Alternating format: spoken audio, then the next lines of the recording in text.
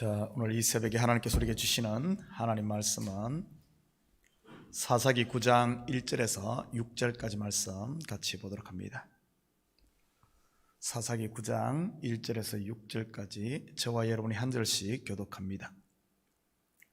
여룻바알의 아들 아비멜렉이 세겜에 가서 그의 어머니의 형제에게 이르러 그들과 그의 외조부의 집에 온 가족에게 말하여 이르되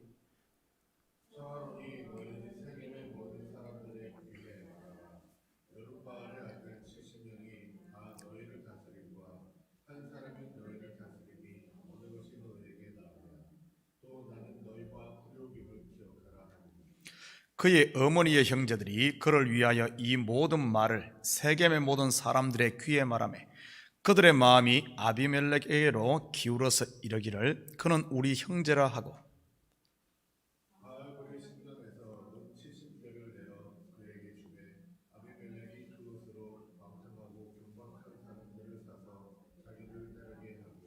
오브라에 있는 그의 아버지의 집으로 가서 여룻바알의 아들 곧 자기 형제 70명을 한 바위 위에서 죽였으되 다만 여룻바알의 막내 아들 요담은 스스로 숨었으므로 남으니라. 세겜의 모든 사람과 밀로 모든 족속이 모여서 세겜에 있는 삼손이 나무 기둥 곁에서 아비멜렉을 왕으로 삼으니라. 아멘. 좋은 아침입니다. 사사기 9장은 기드온 이야기의 후속편이라고 볼 수 있습니다. 바로 비록 기드온은 죽고 없지만 그가 뿌린 잘못된 씨의 열매를 보여주고 있으니까요. 이것을 신학적인 관점에서 본다면 은혜로 시작했지만 율법으로 돌아가 버린 교회의 모습을 담고 있다고 볼 수도 있습니다. 성령의 생각을 쫓지 않고 육신의 소욕을 쫓은 결과가 어떠한지 오늘 본문을 통해 살펴보므로 이런저런 이유와 핑계로 이 자기 부인이라는 믿음의 선한 싸움을 쉬고 있다면 다시 자리를 털고 일어나는 계기가 되었으면 좋겠습니다. 사실 요즘 교회 강단이나 기독교 서점가에서 자기 부인이란 이런 단어 사라진 지가 오래된 것 같습니다. 그 자리를 대신 채우고 있는 것이 부흥이나 성공, 성장 아닙니까? 오늘 보면 결국 자기 부인이 없는 부흥, 성공, 성장의 끝이 무엇인지를 보여준다고 할 수 있지요. 어쩌면 우리는 본문의 이야기를 이 시대 교회들 가운데서 보고 있는지도 모르겠습니다. 세계적으로 명성을 날렸던 초대형 교회들과 아이돌 목회자들의 몰락을 통해서죠. 어찌 이것이 단순히 눈에 보이는 교회와 목회자들의 이야기만은 아닌 것 같습니다. 알고 보면 우리 모두의 현실일 수 있지요. 1절 같이 보겠습니다. 여룻바알의 아들 아비멜렉이 세겜에 가서 그의 어머니의 형제에게 이르러 그들과 그의 외조부의 집에 온 가족에게 말하여 이르되. 어제 새벽에 살펴보았듯이 아비멜렉은 세겜에 있는 첩의 소생입니다. 그리고 그의 이름은 나의 아버지는 왕이다라는 뜻이지요. 그러면 아비멜렉 자신은 누구라는 뜻입니까?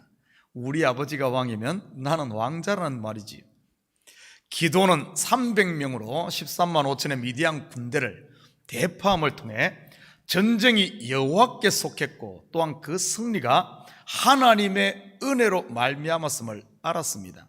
그러기에 백성들이 와서 왕이 되어 달라고 요구했을 때 이를 거절하고 여호와께서 너희를 다스린다고 말했지요.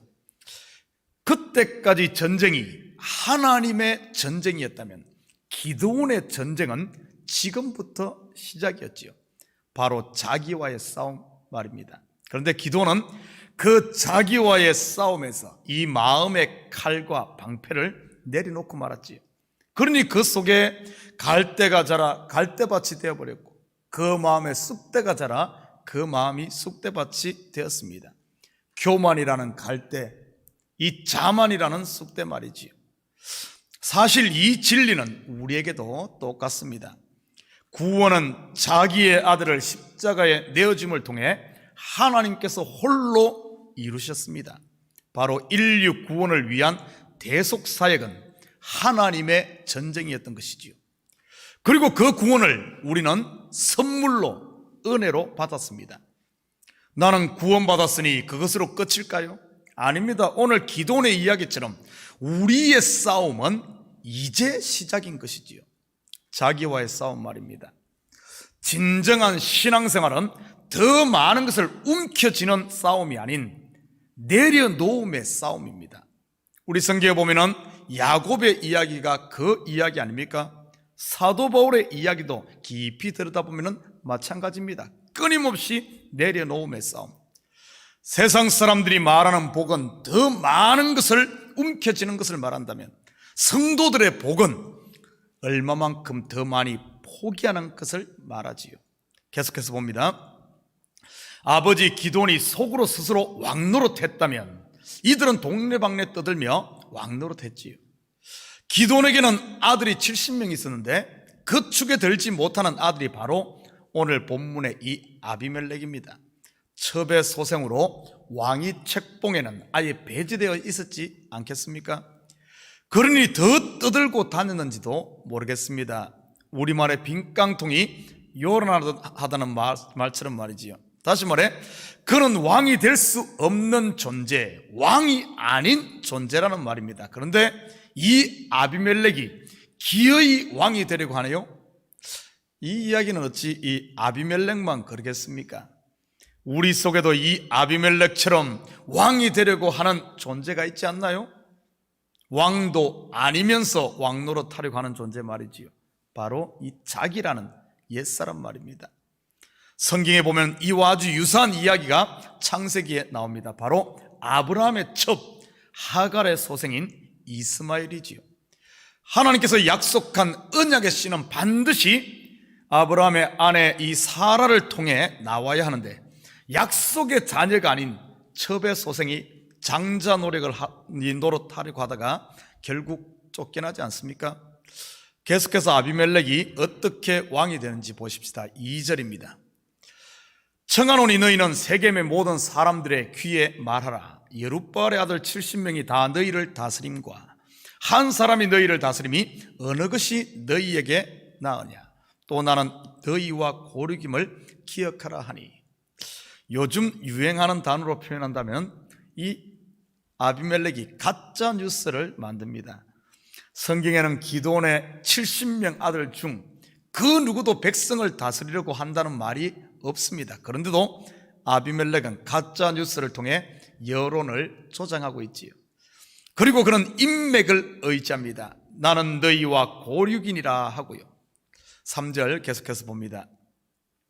그의 어머니의 형제들이 그를 위하여 이 모든 말을 세겜의 모든 사람들의 귀에 말하며 그들의 마음이 아비멜렉에게로 기울어서 이르기를 그는 우리 형제라 하고. 아비멜렉이 만든 이 가짜뉴스는 형제들을 통해 세겜 사람들에게 전해집니다. 결국 세겜성 전체가 이 가짜뉴스를 듣고 집단 체면 상태에 빠지게 되지요. 그는 우리 형제라. 여러분, 이들은 지금 하나님으로부터 율법을 받은 하나님의 언약 백성입니다. 애굽에서 나와 광야를 지나 가나안에 정착한 언약 백성입니다. 그런데 언약 백성이 자기 생각, 자기 욕망에 사로잡혀 버리니 하나님의 말씀, 율법은 그냥 엿받고 먹어버렸지요. 이스라엘의 왕은 어떻게 세워집니까?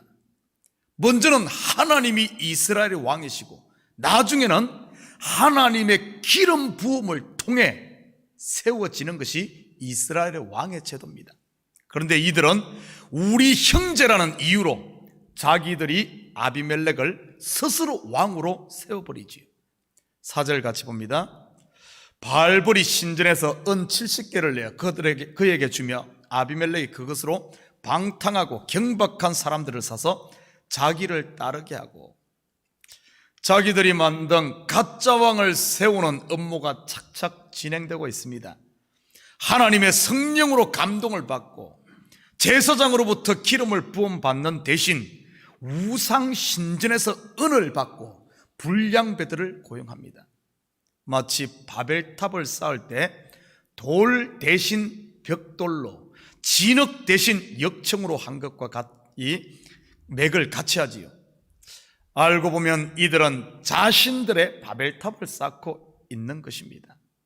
사실 저는 개인적으로 교회가 이렇게 될까 심히 두렵습니다.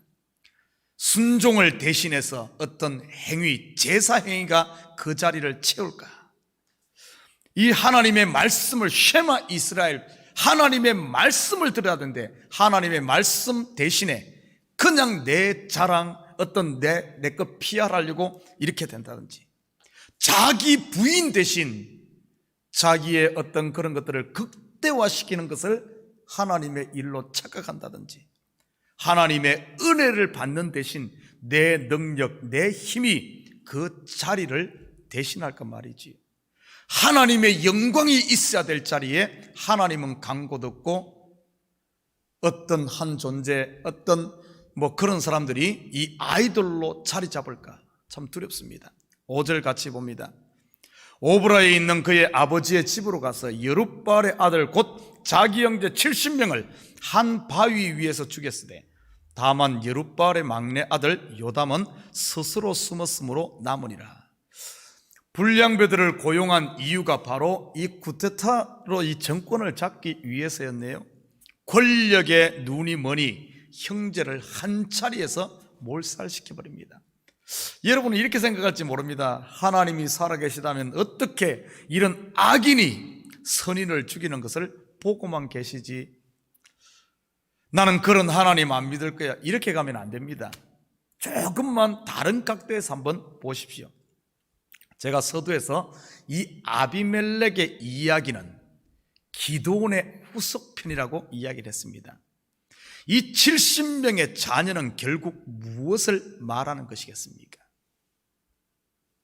아비멜렉의 아내를 많이 두고 왕이 아니라고 했지만은 실질적으로는 속에서 왕노릇했던, 그래서 그 열매가 이 자녀들로 나타난 것이지요. 바로 참 열매가 아닌 거짓 열매를 말하는 것입니다. 하나님의 축복은 이삭으로 말미암아야 하는데 이스마엘을 낳은 것과 같지요. 이는 곧 기드온이 스스로 쌓은 바벨탑이었다는 그런 의미입니다. 그런데 그 무너짐은 한순간 아닙니까? 한순간 그 첩의 자녀 아비멜렉이 그 아들을 다 죽이는, 기도는 속으로 숨겨서 했을지 모르지만 하나님은 한순간 그것을 다 드러내면서 무너뜨리는 이런 모습을 볼 수가 있습니다. 이 이야기는 똑같이 나중에 다윗에게도 다윗에게 같은 일이 나죠. 다윗은 하나님 앞에 숨어서 죄를 지었지만 하나님께서 나중에 백주에 그의 죄를 다 폭로시켜버리는 이런, 오히려 그러므로 말미암아 그의 죄사함을 통해 그를 살려내기 위해서 이 죄를 무너뜨리는, 바벨탑을 무너뜨리는 모습을 우리는 볼 수가 있습니다. 그런데 그 무너짐 가운데 한 사람이 살아남지요. 바로 기드온의 막내 아들 요담입니다. 요담의 뜻은, 이 이름의 뜻은 여호와는 온전하시다입니다. 의미가 있는 이름 아닙니까? 세상의 모든 것이 다 무너져도 하나님은 온전하시고, 세상의 모든 것이 없어지는 그 가운데서도 하나님이 우리를 향한 은혜는, 하나님 우리를 향한 사랑은 변치 않는, 하나님은 온전하시다. 요담은 바로 남은 자를 말합니다. 북이스라엘 아합 왕의 폭정으로 인해 수많은 선지자들이 몰살당하는 가운데서도 하나님은 남은 자 7천을 숨겨두었지요. 이스라엘이 예루살렘에서 의인 한 사람 찾을 수 없을 만큼 타락해서 결국 바벨론의 포로로 잡혀가는, 나라가 망하는 그 가운데서도 하나님은 남은 자를 숨겨두었다가 나중에 남은 자들이 돌아와 다시 이스라엘을 세우는 이 모습을 볼 수가 있습니다. 알고 보면 저와 여러분도 이 시대 남은 자 바로 요담인 것이지요. 우리를 통해 하나님의 온전하심을 드러내야 할 요담 말이지요. 사랑하는 성도 여러분, 오늘 하루도 나를 향한 하나님의 계획은 항상 선하고 온전하시다는 사실을 믿으시기 바랍니다. 설령 우리의 삶 가운데 무너짐이 있다 할지라도 여러분 낙심하지 마십시오. 그 무너짐은 다시 쌓기 위한, 바로 세우기 위한 하나님의 한 과정이란 사실이죠. 우리가 쌓여진다 할지라도 교만하지 마시기 바랍니다. 내가 하는 게 아니고 하나님이 나를 만들어가는 과정이기 때문에 그렇습니다. 우리의 이런 환경, 저런 환경, 어떤 환경에서도 우리의 믿음 흔들리지 마시고, 우리를 통해서는, 무너짐을 통해서도 하나님의 온전하심이 드러나고, 또한 우리의 쌓여짐을 통해서도 하나님의 선하심과 온전함이 드러나야 됩니다. 그래서 하나님의 은혜를 이 세상 가운데 선포하며 비추는 저와 여러분 되시고, 오늘도 이 땅에서 그리스도인으로 환경에 매이지 말고 당당하게 살아감으로 하나님은 살아계시다, 하나님은 온전하시다, 나를 향한 하나님의 계획은 변함이 없고 온전하다는 이 요담처럼 남은 자로 사는 저와 여러분 되시기를 주님의 이름으로 축복합니다. 기도하십시다. 사랑의 아버지 하나님, 참으로 감사를 드립니다. 아버지 하나님, 이 새벽도 저희들을 깨워주셔서 주의 전에 우리의 무릎을 꿇게 하시고, 아버지 하나님, 내 속에 숨어있는 이런 썬뿌리가 있다면 아버지 하나님, 이 새벽 십자가의 빛 앞에 다 뽑혀지는, 그래야 아버지 하나님, 하나를 쌓더라도 반석 위에, 그리스도 위에 쌓는 저희들 되게 도와주시옵소서. 어리석게 모래 위에 쌓음으로 말미암아 아버지 하나님, 그 무너짐이 심한 그것을 다시는 경험하지 않도록 치료도우시고, 비록 늦더라도 한 발 한 발 우리의 삶을 아버지 하나님, 그리스도의 삶을 뒤따라가는, 그리스도와 손을 붙잡고 가는 저희들 되어짐으로 아버지 하나님, 이 땅의 남은 자로 하나님의 자녀로 당당하게 새롭게 세워지는 이런 복이 있게 도와주시옵소서. 이 새벽에 간구하는 기도 제목마다 주님, 우리의 마음을 쏟아놓을 때마다 주님 들으시고 속히 응답하실 줄 믿사오며, 이 모든 말씀 예수님의 이름으로 기도드립니다. 아멘.